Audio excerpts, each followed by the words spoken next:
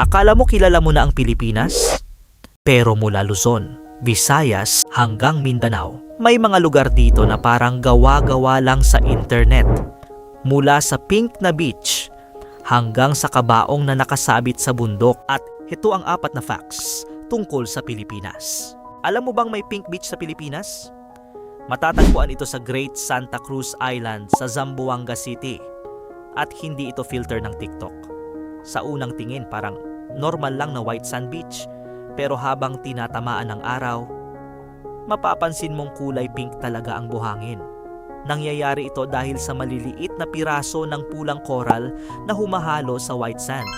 At sobrang bihira nito sa buong mundo. Kaya maraming turista ang gustong makita ito ng personal. Kasi aminin natin, kapag sinabi mong may pink beach sa Pilipinas, unang iisipin ng iba, edited. Pero hindi lang yan.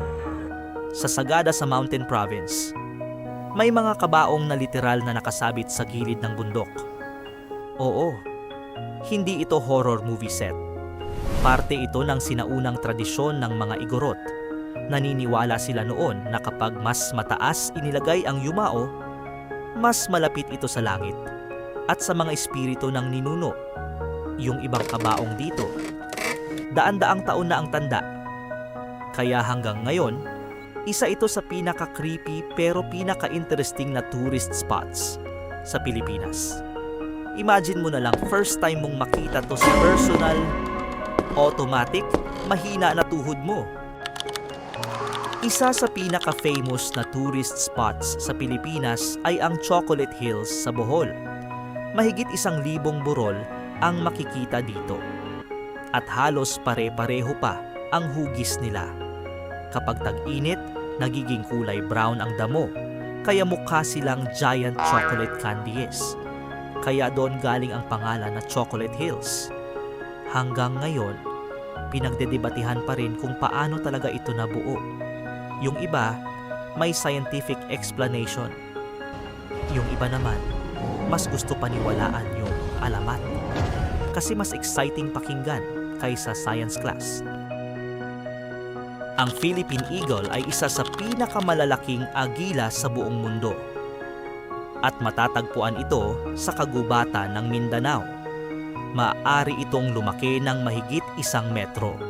At sobrang lakas nito na kaya nitong manghuli ng unggoy at ibang malalaking hayop. Kaya tinawag din itong monkey-eating eagle noon. Pero kahit sobrang powerful nito, endangered na ito ngayon dahil sa illegal logging at pagkawala ng kagubatan. Kaya habang tayo nagrereklamo sa init, sila nawawalan na ng bahay.